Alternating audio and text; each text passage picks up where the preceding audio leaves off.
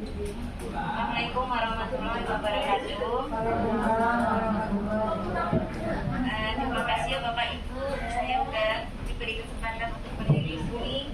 Ini adalah perdana saya, jadi akan saya agak gemeter ini karena tidak biasa saya berdiri di depan Bapak Ibu semua. Jadi di sini saya masih belajar ya Bapak Ibu, di sini sharing saja.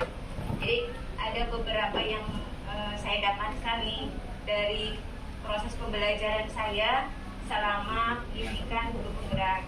Nah, di sini saya akan melanjutkan apa yang disampaikan oleh Pak Mus ya, berkaitan dengan budaya positif yang saya kira setelah saya pahami di dalam pembelajaran ini sangat bagus sekali Bu, untuk diterapkan di sekolah kita.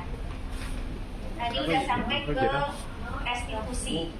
Tadi sudah disampaikan apa itu budaya positif, apa itu restitusi, apa itu konsekuensi, apa itu hukuman.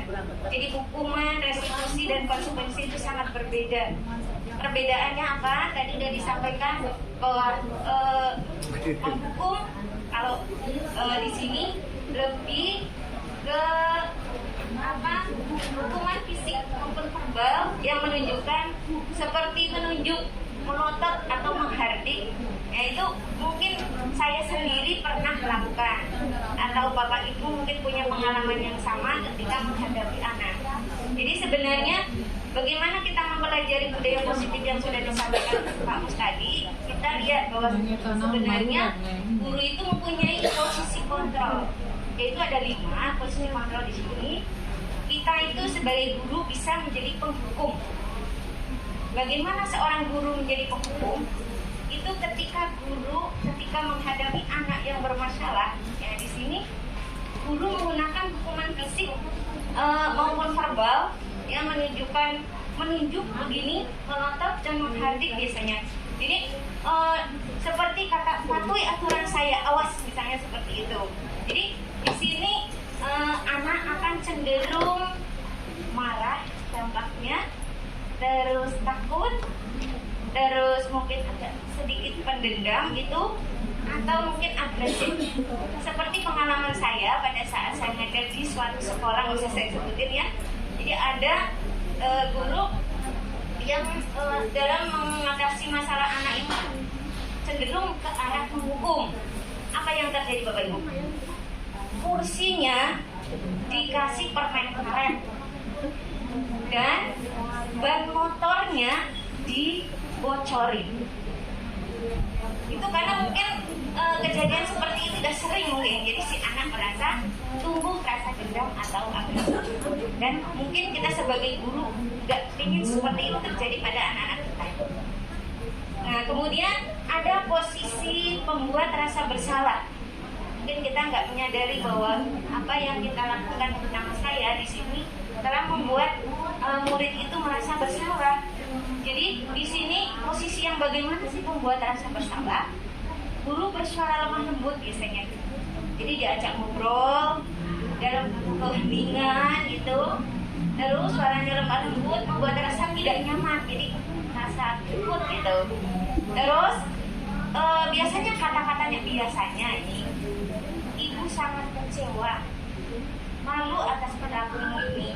Nah, jadi si anak itu atau murid ini akan merasa bersalah karena merasa saya sudah mengecewakan orang lain di sini, telah mengecewakan gurunya, terus merasa menjadi orang yang gagal, bahkan akan tertekan dan menyakiti diri sendiri. Ada kecenderungan anak yang seperti itu karena mungkin hukuman yang diberikan posisi membuat rasa bersalah mungkin sering terjadi. Jadi bisa mengakibatkan tadi bisa menyakiti diri sendiri. Terus selanjutnya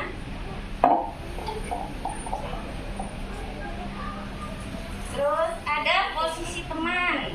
Jadi posisi guru ada sebagai teman. Guru yang bagaimana yang posisinya itu sebagai teman, guru tidak akan menyakiti murid, tapi tetap berupaya mengontrol murid melalui persuasi. Posisi teman pada guru biasanya berdampak positif maupun negatif. Apa yang dilakukan? Misalnya, ayolah bantu ibu, sudahlah tidak apa-apa, nanti beres, nggak apa-apa, gitu. Jadi menetralkan anak, membiarkan anak, ya istilahnya pembiaran gitu. Nah, akhirnya anak itu merasa nyaman dan merasa guru itu baik, dan anak itu akan merasa dekat, dan apapun yang dilakukan guru itu anak akan menurut, cenderung menurut. Tapi dampak negatif itu dampak positifnya, dia menurut sama kita. Terus anak, ibu gurunya baik, jadi dia menurut. Jadi menurutnya itu bukan karena kesadaran diri dia salah, tapi karena kebaikan gurunya. Terus dampak negatifnya apa? Di sini cenderung murid akan memperlakukan guru berbeda, guru yang lain berbeda. Dia tidak nurut, dia hanya nurut pada guru tertentu, guru yang menganggap dia itu sebagai teman. Terus berikutnya posisi pemantau. Posisi guru yang kayak gimana sih pemantau itu? Guru itu mengawasi, bertanggung jawab atas perilaku orang yang kita awasi berdasarkan peraturan dan konsekuensi yang ada. Maksudnya di sini adalah guru akan memberikan konsekuensi kepada anak itu dengan satu arah, yaitu berdasarkan aturan. Misalnya ada anak terlambat sekolah, aturannya apa? Terlambat itu dia sudah melanggar aturan yang dilakukan, kamu sudah melanggar, berarti konsekuensinya apa? Nah, jadi berdasarkan aturan yang ada, anak tidak diberikan pilihan untuk menyelesaikannya sendiri. Nah, di sini murid akan menjalankan konsekuensinya karena melanggar aturan. Murid tidak mendapatkan pilihan. Seperti itu. Saya melanggar, ya konsekuensinya begini. Nah, terus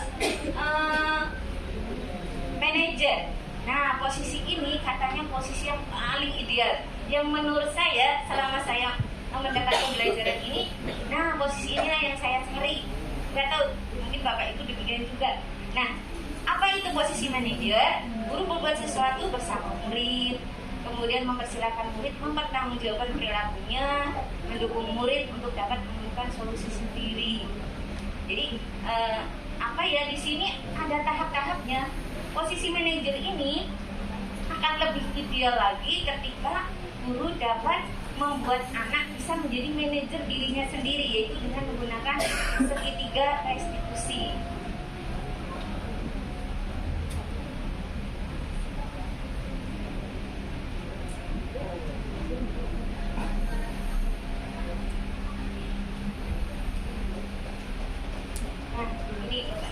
Apa yang dimaksud restitusi kan terakhir tadi yang disampaikan sama Pak Mus ya. Segitiga restitusi itu adalah proses dialog yang dijalankan oleh guru atau orang tua agar dapat menghasilkan murid yang mandiri dan bertanggung jawab. Jadi karena terbentuk mandiri dan bertanggung jawab, dimanapun dia berada, melanggar apapun dia sudah bisa menyelesaikan sendiri. Jadi tidak tergantung pada aturan yang ada di tempat itu. Terus pada saat guru di posisi manajer, aspek yang dikembangkan adalah motivasi intrinsik. Tadi sudah disampaikan ada motivasi ekstrinsik, yaitu lebih cenderung ke posisi penghukum, pemantau, terus merasa bersalah, teman. Nah, posisi intrinsik itu cenderung ditemukan pada posisi manajer. Itu dengan menggunakan segitiga restitusi, di mana yang dilakukan oleh guru ketika menangani anak bermasalah, dia akan menggunakan langkah-langkah sebagai berikut. Pertama, ketika memanggil anak, dia akan menstabilkan dulu identitas dia. Identitas dia distabilkan, tidak langsung ditunjuk, tidak langsung dipersalahkan, tetapi distabilkan dulu. Bagaimana cara menstabilkannya? Nah ini, guru akan berkata demikian. Berbuat salah itu hal yang manusiawi. Nah jadi merasa distabilkan dulu. Berbuat salah itu hal yang manusiawi. Tidak ada manusia yang sempurna. Tidak ada manusia yang sempurna. Kita pasti bisa menyelesaikan masalah ini. Jadi anak merasa tidak takut, tidak tertekan. Jadi distabilkan dulu, diterima dulu. Nah kemudian tindakan berikutnya adalah validasi tindakan salah, di mana yang dilakukan guru itu kamu bisa bertindak lebih gegabah lagi. Kamu melakukan ini pasti ada alasan tertentu. Terus mungkin kamu bisa melakukan hal yang lebih efektif lagi. Kemudian langkah yang terakhir baru menanyakan keyakinan kelas. Jadi nilai-nilai apa yang telah disepakati di kelas, aturan apa, kemudian kamu ingin menjadi seperti apa.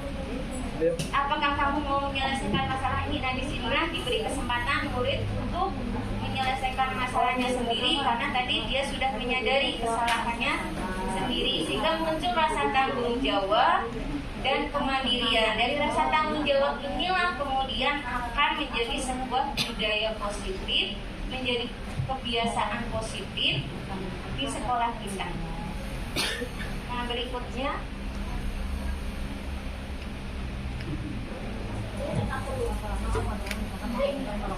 apa itu keyakinan kelas? Apa itu keyakinan kelas?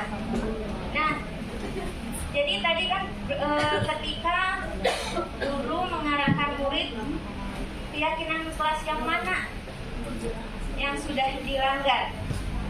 Nah, di sini apa bedanya peraturan kelas? Apa itu keyakinan kelas?